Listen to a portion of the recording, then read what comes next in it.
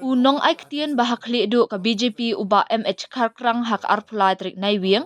Ulaong baka parti BJP kadankan pynkylla yaki buit treikam jongka hapo Meghalaya.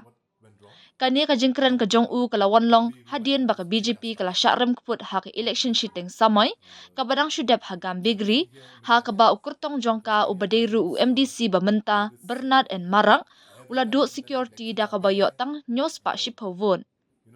Habakren syakilap thai kubor ubak Kharkrang ula pediang bagi don shibun ki jimbakla na kabenta ka parti. Uloong bakala day kapor ya ka parti banyalek persya halor ke jingkenok persya kibaya day berkikam niam kabala treikam persya ya ka parti ha kapor election. Menta kasien jam kababut kalong ngihap ban syong bishar beniak batwad iki jingbakla bat letse ngilap pynkylla no iki buit treikam jongi kata kumno banyalap election ha Meghalaya namar bonsien manla ki election ki jumi ki jingkenok kibaya day berkikam niam bat menta ngihap ban le AA persya halor kani. Ngila persyang hak election ha u arajar arpulai henry ngatharai ki don shibun ki AKA ki bangi hapan le ulaong. Haba keli unong aiktien ulaong ki don shibun ki kam na kabenta jongi bangin hapan le namar haba pikrannya no inoru baru ki menjur baladawan ka sorkar BJP ki kam penroy kinwan kindan ki kam penroy namar kila bishar halor kumno ka jela jongi ka roy haba yanu jor bat ki weipat ki jela.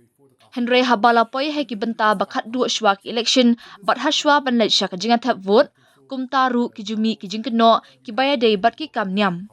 Kumta kani kalayat menta la slamba bat ngatharai menta na ka benta ki election ka banwan ngin hapan wad ikilat ki lenti kumno ban yalek persya ya ki bakum kini ula banram.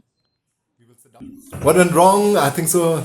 A lot of things had gone wrong, and now the next step is to we will sit down, introspect, and find out what went wrong, and probably we might have to change our strategy, how we we campaign here in Meghalaya, because many a times this every time the elections are there, there's a play of the religious card, and now we have to counter that. And we had tried the 2023 elections, but I think so there's a lot more for us to do. So I think so the next step for us here now is all the senior leaders of the state party will sit down, be honest and look into what are the drawbacks, and then we have to take corrective actions before the next elections. Looking at by the way the numbers that we got, yes. So that's why there's a lot of work for us to do. Everyone, you speak to anyone, they will all agree that if BJP government is there, development will come.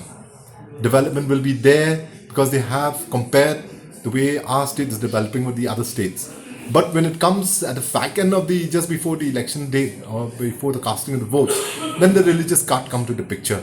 So this has been happening for a long time, and I think so now for the next election we have to really work out how to counter this.